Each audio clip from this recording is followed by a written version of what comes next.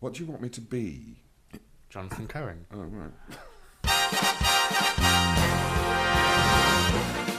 This is Musical Talk, the UK's independent musical theatre podcast. Hello, ladies and gentlemen. This is episode 70 of Musical Talk. I'm sitting opposite Jonathan Cohen. Hello. Hello. And I'm also sitting opposite who I called last week the greatest orchestrator in the world, Mr. William David Brohn. Hello. Hello. How are you? And you may call me Bill. Bill, how are you doing at the moment? Well, I'm very busy. We're in the middle of furiously producing Gone with the Wind. Directed by the great Trevor Nunn. And are you enjoying this? You are, I presume. Immensely. It's very engaging, very challenging, and very time-consuming. It's a lot of music, isn't it? Bill? Loads of music and a long book. Hugely long. Yeah.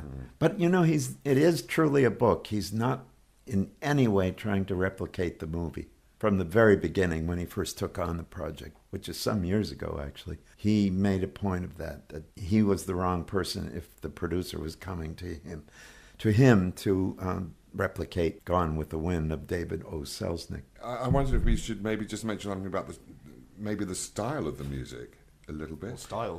Or styles, yes. Yes, well, they are American folk mostly. They are by an American composer in the style.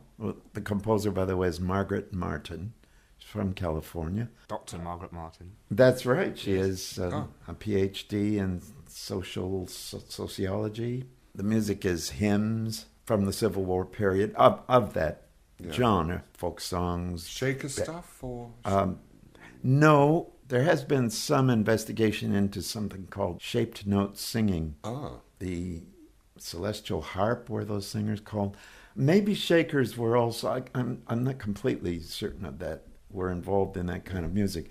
But at that time in the South, in America, they would have done a lot of that kind of singing. Yeah. I suppose like the Shakers, though they were mostly Baptists, I think. Then there are marching songs, plantation songs. A Johnny Come Marching Home sort of yeah, stuff. Except that was the northern song. Oh, wrong. And they don't want that Jonathan!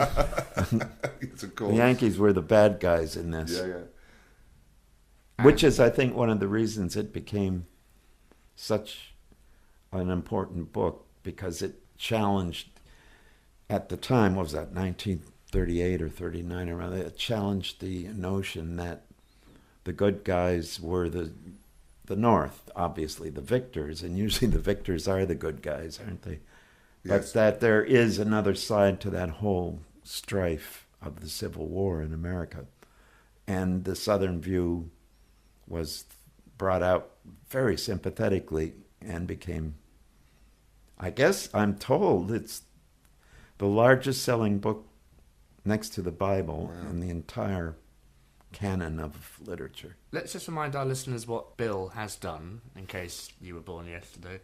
Your music has been heard globally, all over the world, because you've done Miss Saigon, that little show a couple of years ago. Which began here in London. Yes. The Secret Garden, which began here in London. Well, not in No, London, it didn't. in Yorkshire. Oh, I see what you mean, the story. Yes. Showboat, Crazy for You, Carousel, and Wicked, along with many others. You've done the West Side Story suite with the wonderful Joshua Bell. Right. Which is a marvellous piece of music, which I'm sure we'll talk about. And a lot of stuff for, again, Trevor Nunn. You've done My Fair Lady reorchestrations. You've done Oklahoma. You've done South Pacific. All over at the National. Yeah. Right. Okay, well, let's go back to how you started. What was your first project that you remember?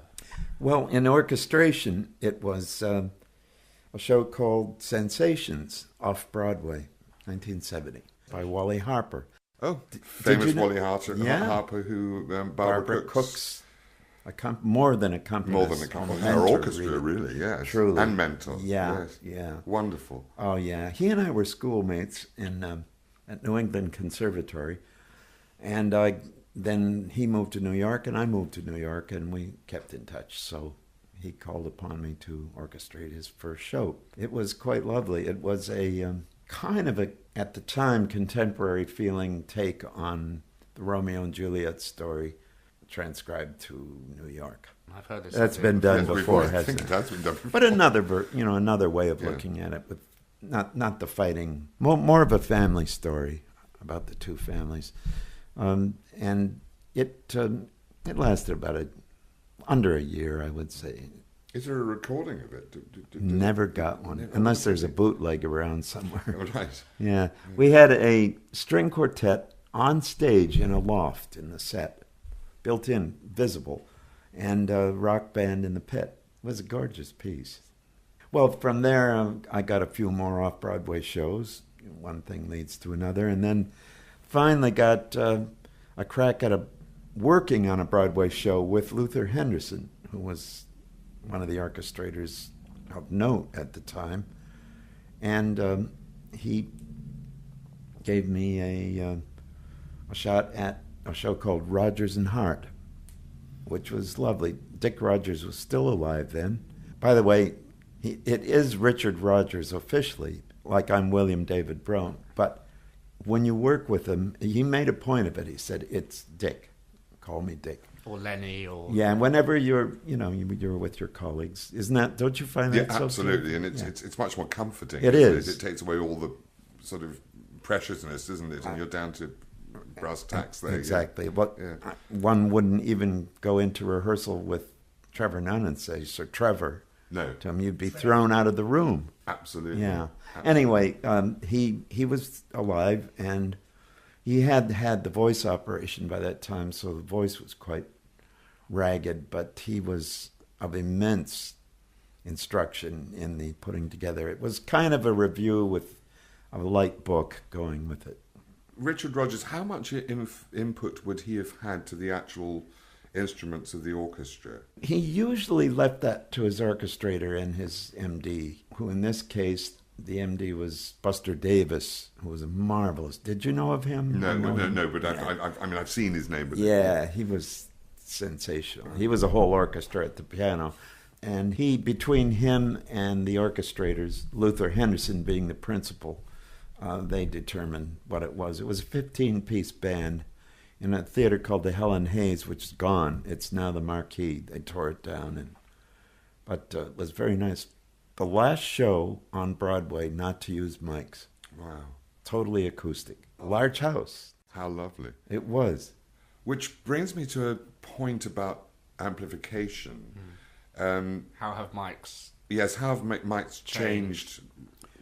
Haven't they just? They have. Testing 1 2 testing. They have. Right. Oh, he's so quick. We wouldn't be heard right now, would we, no. without them? The world would not be anywhere near the same. There would not be the availability of all the millions of recordings, artists, some of whom have gone, and left only that. Let's consider Rachmaninoff. He did record. Absolutely. Not just his piano rolls, but he recorded, as did Gershwin even, a couple of things. And we wouldn't have any of that. No, we wouldn't. But I'm thinking about the current trend of cranking everything up so loud that you feel you're listening to a CD and you might as well go home and sit in the comfort of your own. There's an adage, mics beget mics. And once you start with one, you're caught. You can't have one person off mic and one sort of on and one on. Like we have. Yeah. Like you, right? Jonathan and I share. Yeah, lean over there. But I'm so ancient that I remember Barbara Streisand, and it was only a few performances because she was pregnant, doing Funny Girl at the Prince of Wales Theatre in London. And I remember thinking, it's quite a small voice, and you could hear her when she was singing, but not actually when she was talking.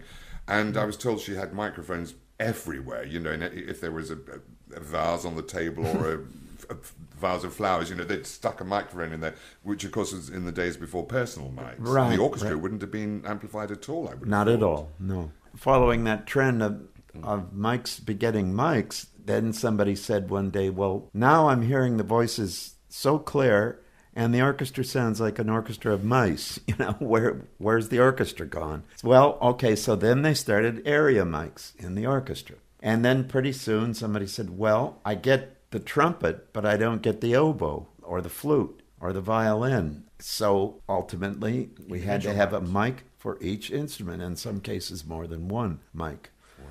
I guess they've created a whole empire of dependency sonically, haven't they, in our field? And do you not think it's also possible that so many people have grown up with rock concerts and things that they almost expect the sound to be loud? They do. And in fact, there's a saying, if it's too loud, you're too old. Oh, I think I'll just kill myself. Thank you, Bill. Me too. Or if it's too loud, you're not deaf enough. So West Side Story wouldn't have been mic'd, do you think? No, it wasn't. It was not. The first miking was in Hello, Dolly, which is pretty close to that time. But and would that have been personal mics you're talking no, about? they were so-called shotgun mics, or what you were speaking of in the vase, hidden here, in the foots also. Actually, do you know, I remember doing something called Rock Carmen at the Roundhouse here. You're absolutely right. And were they shotgun something like that? Rifle mics. Well, that would be the same. And they the were same terrible thing. because they'd have them all strung up next to each other on the front. Above. And the front of the above stage them as well. Yeah, but they had them above. And you could only hear them when they moved underneath the mics. So, you suddenly go, wow. Exactly. But now they're miking shoes up if they tapped on, so you can hear the tap rhythms and things all over the theatre. Well, there you are. They did that in Billy Elliot. They have microphones on his feet when he does the big dance. That mad dance, right. And, of course, sound supervisors and directors in sound are now... up for awards and things. They are for Tonys in New York this season. It's amazing, isn't it? Yeah. But does that affect the way you orchestrate? It must needs, but I still am old enough to be in the line of thought that fundamentally the orchestration must sound acoustically. If we had our orchestra for Gone with the Wind in this room, we'd barely fit them in, but we would have an orchestration the way I think it should sound. Which would balance itself acoustically. It would. And incidentally, then the players rely on their automatically on their musicianship to balance. Second trumpet should be a little less than first, or the clarinet should be under the voice. One must always remember we're almost always accompanying, aren't we?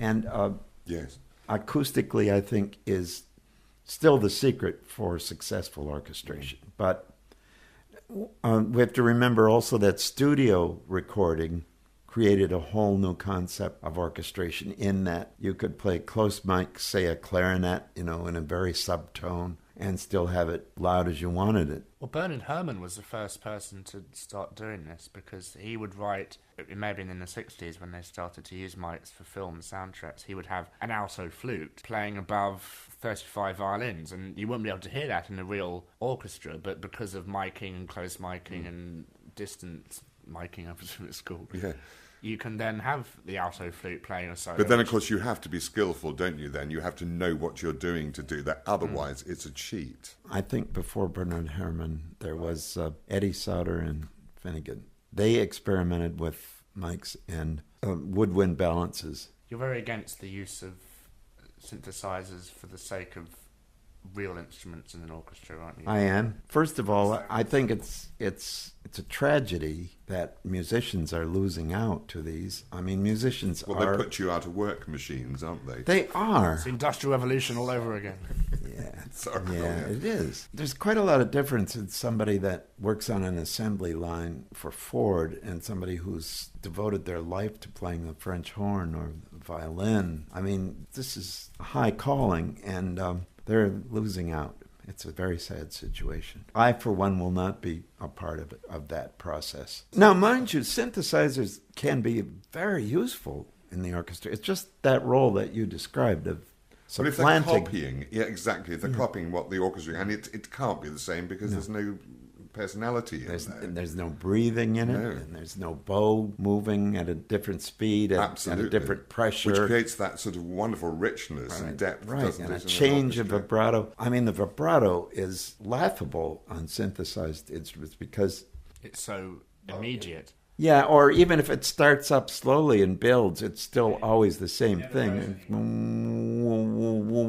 Absolutely. And it's the same. Yeah, an oboist, say, playing a passage may start with no vibrato, and he may decide the whole passage wants no vibrato, but he'll make the expression through the change of color and the growth of dynamic and the sound and the way his breath is first coming out and then gradually losing that lung full of breath. I mean, it's so subtle and so nuanced. I was going to say that's the subtleties of individual playing, isn't it? It is. The problem is with MIDI now, if you play with it enough, you can get subtle differences between the notes and the expression and things, but if you press stop and you play the piece again, it'll sound exactly the same. There's no way to have a random generator of expression, which is what a human can do much easily than a computer. Yes, and Well, it's not random with the human. That's the point. No. Expression is part of their being as a musician. Exactly, they're expressing themselves. That's why no two players will sound the same. Quite.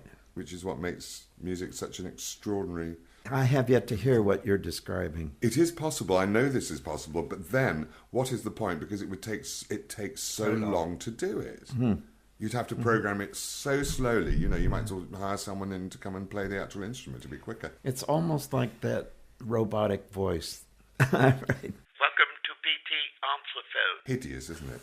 Isn't it, ghastly? Let's go on to... we've had a couple of listener questions. Let's go on to the first one. This is from our friend Irvin from Australia, Hello, Irvin. where Wicked is soon to open, isn't it? Yes, it is.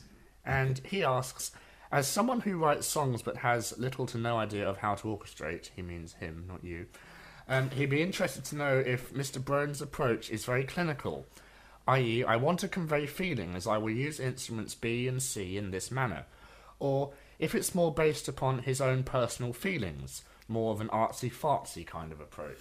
It is feelings, of course. We pride ourselves in being interpretive artists, all of us, as players or as orchestrators. And I think feeling is the first thing that governs. I think technique is perhaps, of course it's necessary, but it recedes into the background in your brain, and the, what is it, the left side comes... The left side The creative side, is it? The creative side is the right side. Oh, the right side. I think it's the right side, isn't it? But it's always the opposite. Well, I'm dyslexic, so no. In any case, feeling is what takes over. I think as one listens through the years, sort of stores up sounds that one likes a lot in the head. But isn't it also true that, I think there's another question, I might be preempting that one, about technique. Yeah, it's the technique of orchestrating. There's a question from Starry Harlequin who asks, is there a lot of training related specifically to orchestration, or is it more of an innate ability? Well, innate happens to apply to just about anything people undertake. You can be an innate surgeon when you're 7 years old, I suppose. But, of course, that's helpful when that's there, but... I mean, we've actually talked about this before, Bill, haven't we? And really, you do learn, do you not, by listening? Indeed. It's the ears always, isn't it? But you do have to training. You have to know... I don't know what the range of the instrument is. You do. It's easily learned. It's like learning a typewriter keyboard, I suppose, eventually.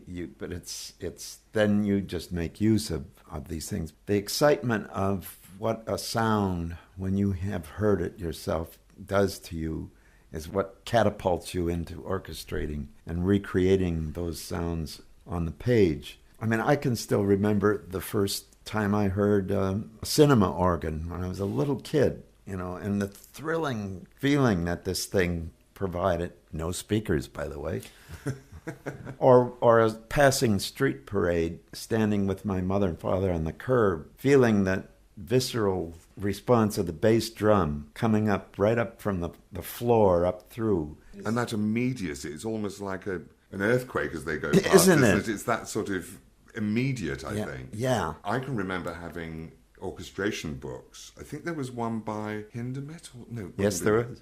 There is, isn't there? Yeah. I've got several huge, and they all say do this, don't do this, and don't do that. But after you've done that, do this and do that. It's like learning if you're learning Bach chorales, so you don't do parallel fifths and fourths and things. Once you've done that, then you can break the rules, can't you? You can. It's important to know the rules, I think, to begin with. It is, and then one experiments and creates their own sound. I would imagine Ravel broke a lot of rules, didn't he? Yeah. Debussy. But he would have started, wouldn't he, knowing... Yeah. And would still be able to teach somebody the rudiments and the fundamental I have a question stuff. if either of you have heard of something wonderful which I learnt about called the harmonic series. Yes? What about it? Do you mean the tone row, or what do you mean? The overtones, yeah. Oh, the overtones. It was something which it started off as an octave, then a fifth, then a fourth. And if you look at that, really is the history of music. The early music was very octave-based, then the medieval music came in, that's very fifth. Then Organum. Then the fourth was introduced, then the third was introduced, then the minor seventh was introduced, and it got to jazz, then the dissonance was starting to introduce. Was this not going through all the harmonics? Is this what you're saying? Didn't Archimedes or someone have something to do with this? I think he discovered a lot of that. Oh, we're getting... Pythagoras? Maybe it's probably Pythagoras. Yeah. Archimedes was Eureka, wasn't Eureka. But see, there you're into a technical discussion, and it's good to know those things. In fact, it's fascinating. It's fascinating. I was so...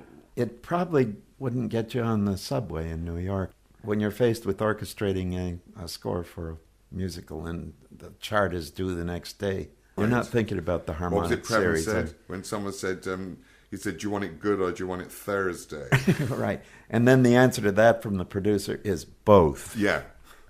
Probably yesterday. Or you won't be paid. Jonathan, what is it about Bill's sound which makes us fans? I would say the first thing I would say that Bill has a remarkable lightness of touch. I don't mean it's comedy. facile. No, I just think it's a lightness of touch. So you're not being bombarded with stuff. It's always very skillful, very tasteful.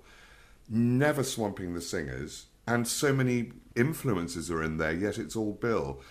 Which, again, your big mentor was Russell Bennett, wasn't he? Was indeed. His first show of note was Jerome Kern's Showboat in 1927. That's quite famous, isn't it? Showboat? Yeah. Never heard of it. Oh, shut up, Nick. Go on.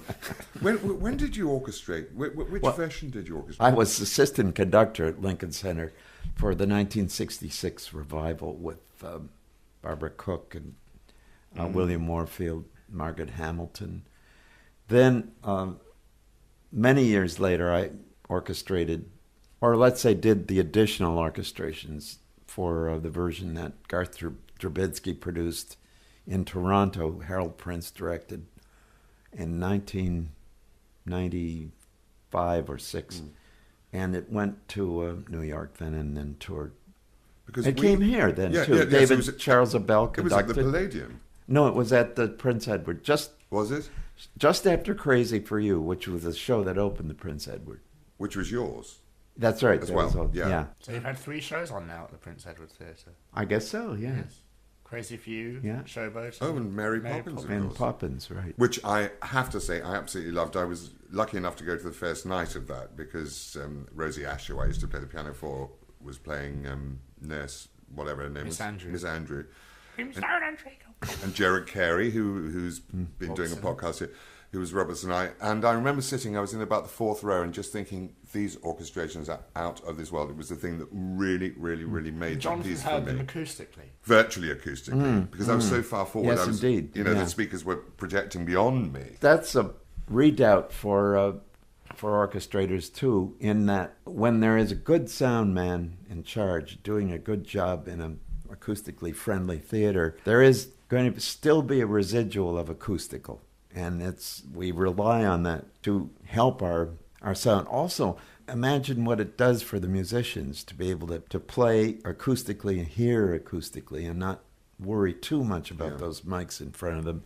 Yeah. And you are a witness to that in Absolutely. what you described. And what was great, of course, the orchestra were in the pit, as opposed to being locked away somewhere. And what was which I even better hate. was there was a real piano in... Two real real pianos. pianos. Count them, 2. Well, we're going to have one I used it again in Curtains in New York, and I'm using it in the present, Gone with the Wind. A Hamburg Steinway upright. Don't think we didn't have to fight to get that. I bet you did. Yep, they wanted to have it sampled, Really? Yep. But yet one of the pianos in Mary Poppins, is this one you're talking about, has also electronic... yes, actually both of them do. That's the interesting thing that you were leading to. It's it's a MIDI piano. So it doesn't have strings at all? It Well, does. It does have strings, Yeah, so you can use it as a be real careful piano. that you don't confuse this for your audience, because Right.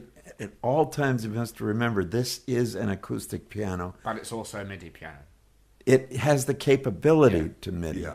I wouldn't call it a MIDI piano, No. because the process is that there's a laser beam that is red for each key, And it has nothing to do, it has no influence over the keys and the touch and the action of the piano. It simply reads the velocity of that particular key being depressed at that moment and sends that information, if wanted, to a computer that you can then assign any kind of MIDIing that you want. But it's optional, and you don't lose your piano. No. So you can actually combine the two, and that's where we came.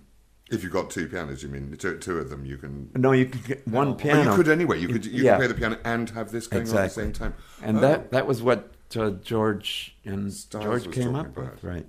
Producers don't like it because it's a piano. Yeah. And you have to tune it. And you have to be careful. I mean, you have to, it gets a lot of action, and you've got to have a tech to come in and fix a broken this or that. Let's talk about Mary Poppins. It's very piano heavy, which is fine. Why was the decision to do that? We were limited in the number of players to 16, and in no way did we want to have an orchestra an almost orchestra, as I call it. One of this and one of that, and one of this and one of that. So in the process of thinking this out with George Stiles, we came up with the idea of having a rather credible brass section of 6 players, 2 trumpets, 2 horns, 2 trombones with doubles, the woodwinds being 3, 2 percussion, a guitar, bass, and a cello, being the only string instrument, and not treated like a string section, but treated as a cello, as a solo voice in the orchestra. Now, there is still something, a heart of the sound is missing when you don't have strings. I mean, the romantic heart is missing. The cello, of course, goes a long way toward that. But we thought the closest romantic substitute to that void that's left when there are no string sections is the piano. The Chopin, the Rachmaninoff. The king of... the expressive range of the piano is unparalleled, of course. And absolutely. How can someone, if you're relying so much on the pianos to fill that void, how could someone settle for a MIDI piano? First of all, the player won't settle for it. We had one of the finest players in London, Andy Massey, for Poppins, and he presently is doing Gone with the Wind, I'm happy to say. Great. He said he would not have done the job if it had been a MIDI. It was horrible.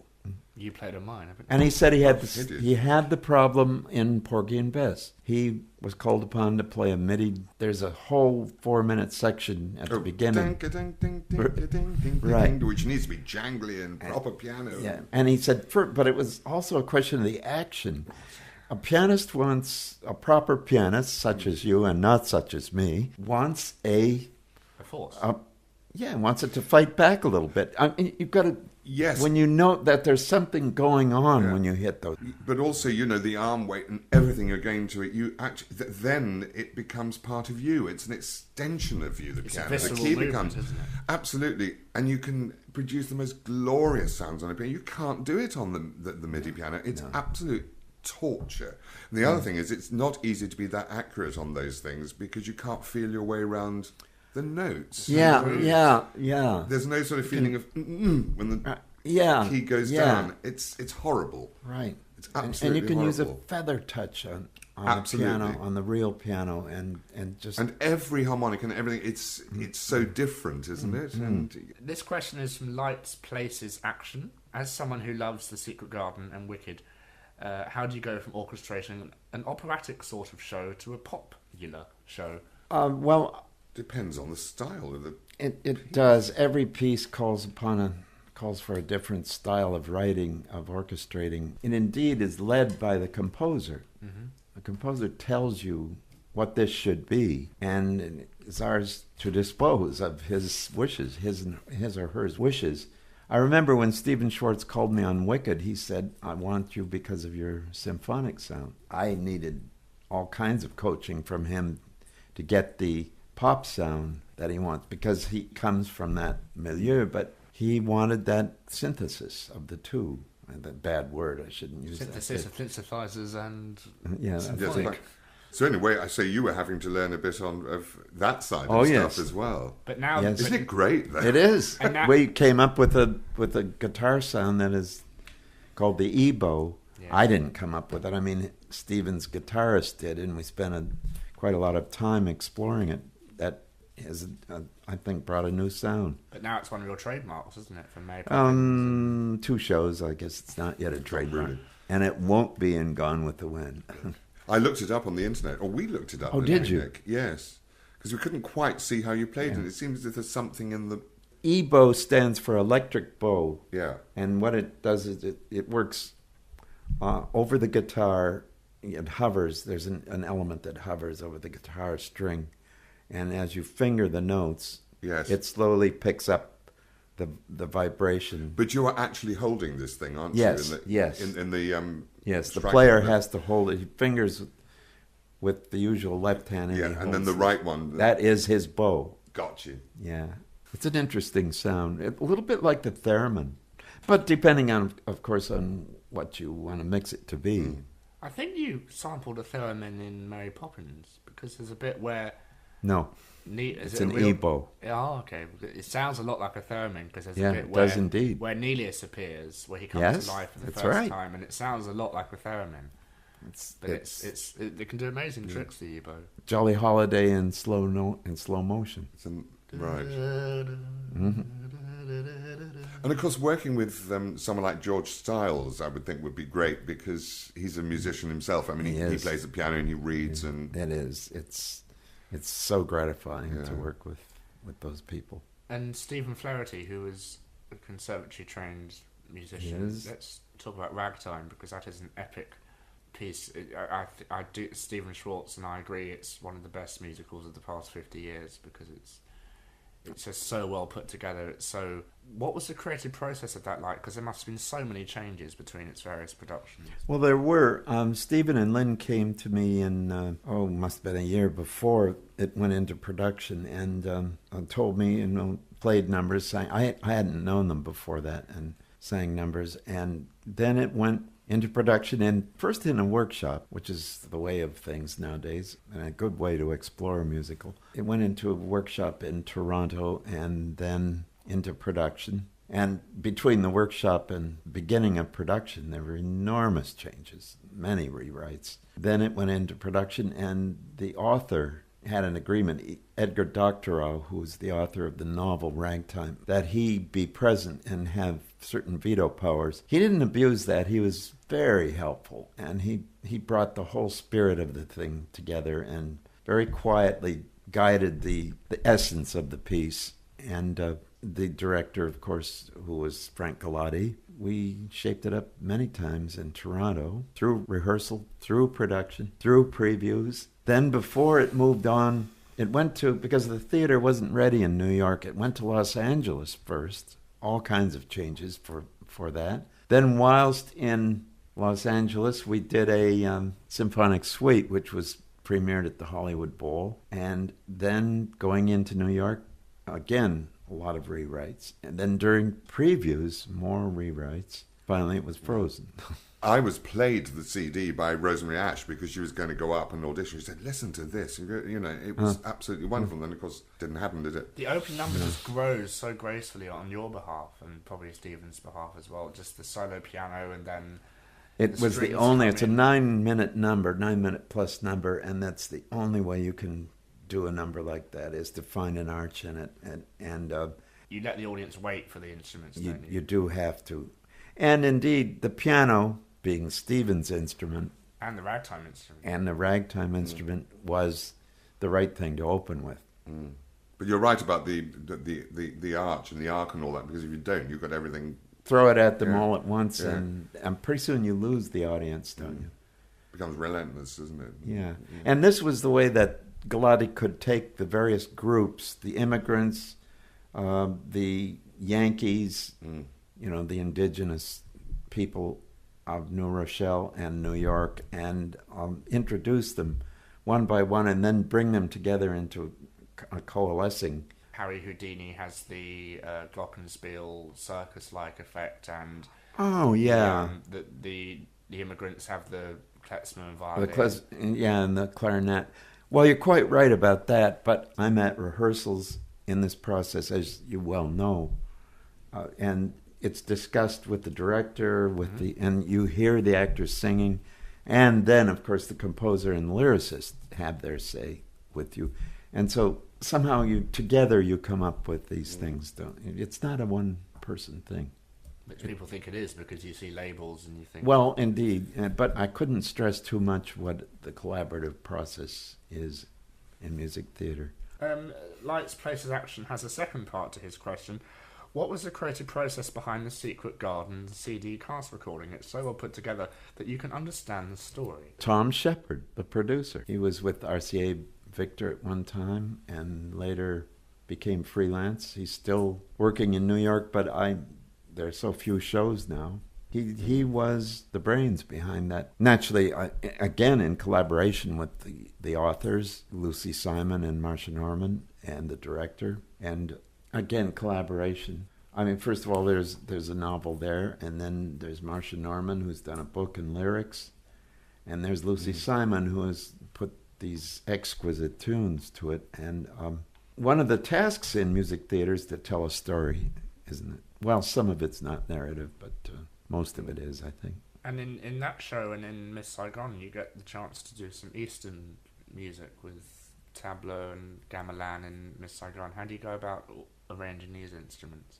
Because they're not these traditional orchestral lineups, are they? No, they aren't. I totally cribbed on the Indian music. I know nothing about it other than a sitar and the tablas.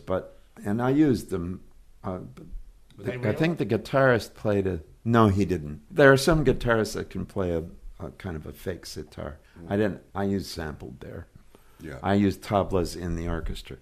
Whereas in Saigon, no, I didn't. I really did a lot of research on those instruments, the gamelans and the percussion instruments and the flutes, the Asian flutes. And fortunately, here in London, had the resources to get the players and the instruments. Some of them we sampled only in that there's simply no room in the pit for the gamelans, for example, the gongs. Although there's room for a lot, I had 3 players for the percussion section in the original Saigon. They had a third of the pit at the Drury Lane. Wow. Did they have to take their shoes off? Yeah. I used to play the gamelan. Did you? At school. We were young enough to have done that. I was doing I did a children's schools program called Music Time, and I can remember because there were so many Asian children by then, and they came in and we did a whole thing on tablas and I'd never have known about it if I hadn't, been doing the show. So it was great. It was a great learning curve for me. And in the Secret Garden, the original, I had a dulcimer, a hammered dulcimer, which is an American instrument of Appalachian origins, probably colonial and then Appalachian. And it's a very dulcet, beautiful cymbalon. It has a character that can't be replicated except by a synthesis, by a sampling, which we had to do because you can't find dulcimer players. But we had a marvelous one in the pit in New York. After that, it was forget it. You've got to take it on the road. You're not bringing a dulcimer. So we sampled it. There's a case of sampling being not only useful but mandatory. Years ago, there were more people, I think, who did play the dulcimer because you're always hearing about them taking on board ships and playing them there and all that. Oh, really? So probably in the 20s and 30s, maybe. I would imagine before recordings had kind of spoiled the listener. Right? Yeah. Witches of Eastwick. Ooh. What was it like working on that show with the 3 women flying up into the Drury Lane belfry? Well, that was a task. We had a lot of changes in that one too, but it seems to be standard.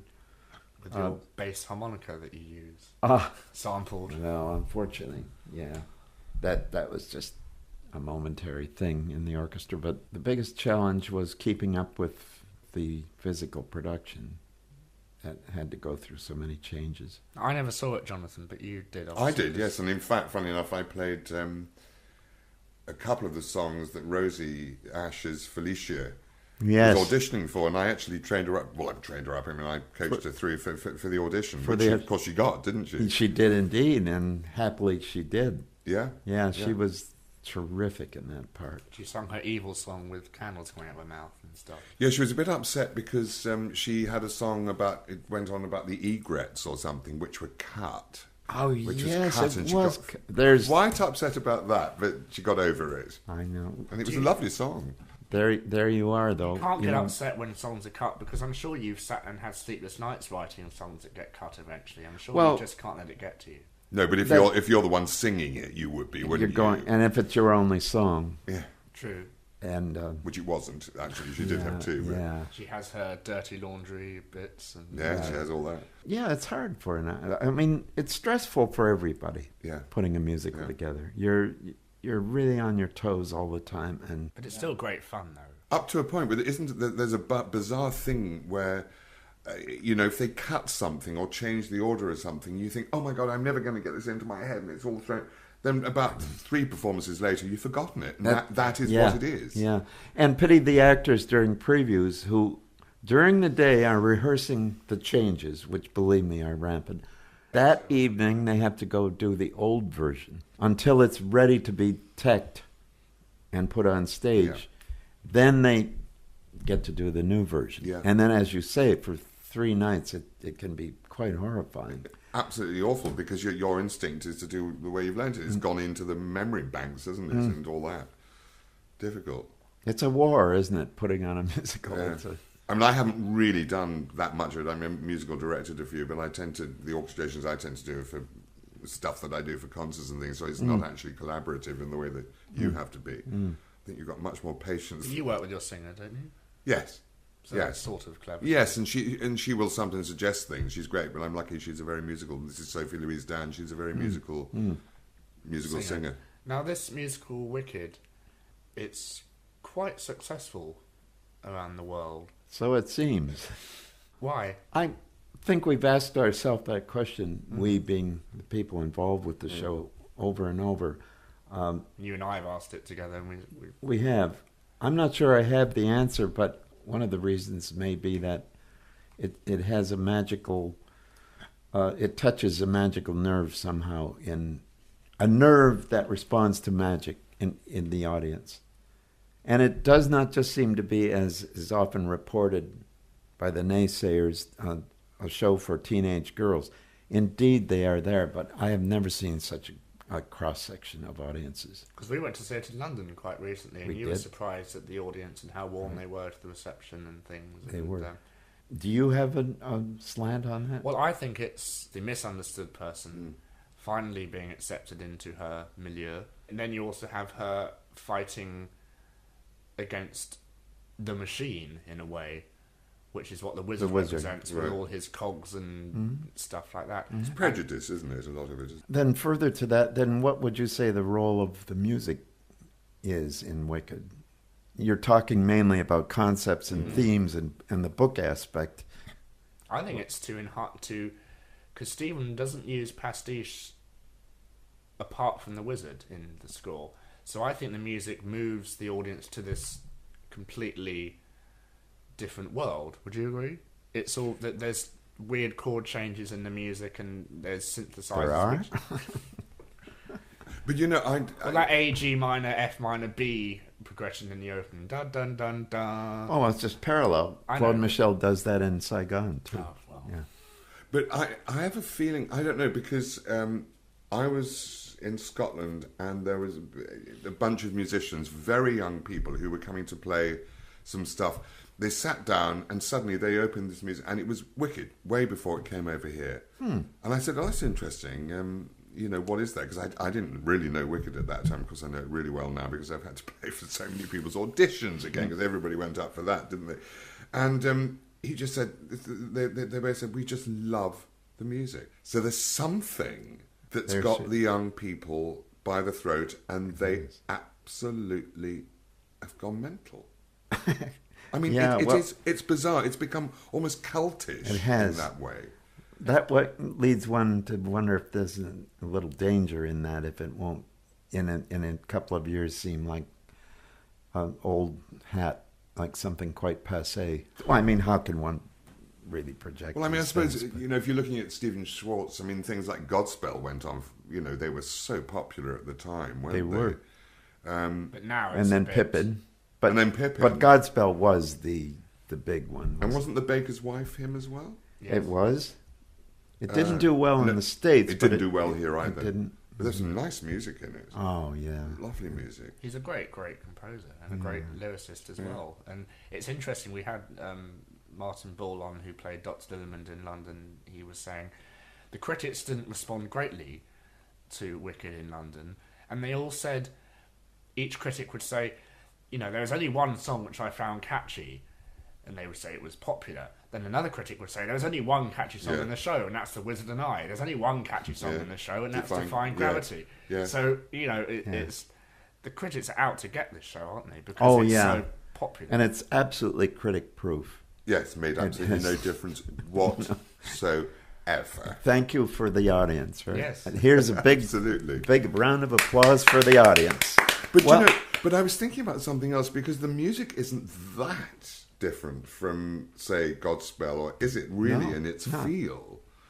It's not. And in fact, the way it's written, and you would have thought, oh well, if that's considered 70s, very 1970s, the fact that it's back with a vengeance now must say something. It does. It does. I wonder if the cultists that you speak of aren't just one part of that audience. Well, the cultists, they are the ones we often notice because they're a bit. And there might be all these people who, the normal people. But exactly, the people that keep this show going are the ordinary punters. But when I went to see it with you, Nick, it felt as if I was going in to see something that everybody knew and I didn't really know. It's almost like seeing Rocky Horror Show for the first time. I was just going to say. And they knew everything. And they were going absolutely ballistic at certain things, and you knew they'd seen it before. That's a bit unfair to the rest of the audience, isn't it? Well, it was more of the audience than I thought it was going to be. It seemed to be all over the place. It probably a little bit unfair. There are lots of people who will who will get tickets just to see the show with 13, 15 of their friends, and they will make it very hard for the cast, because they will distract them. That's true. They will wave at them and giggle at them and show their signs up in the air. And they have no consideration for the other 2,000 people who have paid £60, $120 to see this show. That's a serious problem. Right. And that's taking it like a rock show. Yeah. In that sense. It is. And it's so loud. Yeah. That maybe they think, it doesn't really matter. If it were quieter, maybe they wouldn't be able to do that. They'd be embarrassed or something. I wouldn't say it's loud. It's just a vast. It's a big sound. Yeah, it's a big space as well. But there's an enormous variety in those songs too. Oh yes. When as you pointed out, one critic liking one and one liking, till you go right down the line. But he has managed to draw them together into this one theme. I know, it's very clever. Some of it might have to do with believing in magic, that this is everything somehow points to. I'm sure Stephen Schwartz by now believes heavily in magic. It's so much of it is down to you, make or break time, whether the show works or not, being an orchestrator. So much of it does. No pressure. No, it's not that. It's just the fact that, but of course the audience isn't aware of that side of it. No. They see everything else, don't they? But it does mean you can be anonymous and you can go and see the show, and everybody's not going to go, and all that. Yeah. Maybe you'd like that. The visual is the first organ of response, isn't it? It is. Therefore, the producers, understandably, are going to pay more attention to the visual, which is everything but the music. Yeah. And music somehow, despite what we seem to be giving this importance to, it probably is the least important of all the elements to a producer. To a producer, no. Yeah. Yes, I agree. Yeah, otherwise they wouldn't be lacerating our orchestras like they are. Yeah, but no, I was thinking about not that side of it as much as the fact that, if The King and I, or any of the Rodgers and Hammerstein's great stuff, before you get in the sad scene where the King's dying at the end, you've got something wonderful being played, underscoring, leading into something. Yeah. And that's what gets the tear ducts. Doesn't it? Doing it. And if you just had it, that's what Walt Disney understood so well, didn't he? Once you just put that image up there, it's flat and blah, blah, blah. And the music gives it this third dimension, all this depth. Our friend and co-presenter Lisa, her favourite moment in Wicked is when you have a popular played on a toy box. Yeah. Oh. Yeah. Which much later on, Yeah. when Glinda is trying to be popular, and it's sort of, you could look at it and say it's reverting back to her youth and things like that, and that really... I think I should go back and see it again. I've only seen it once. Oh, yeah. I'll get your house seats. Oh, bless. You were ill the last I was ill as well. Oh, no. salmonella, which isn't great when seeing a green show. Oh, my God. No, I walked and I went, oh, isn't it green? Oh, it was so green. It was the colour of me. You could have lit the whole stage. I could have done. with your limelight. Well, no, I was just going to say, but it's obviously set to stay, isn't it, Wicked? It does seem so. Booking till April 2009 in London. Is it? Yep. Really. So, Curtains, Mary Poppins, Wicked, Miss Saigon, Witches of Eastwick, Oliver, My Fair Lady, South Pacific.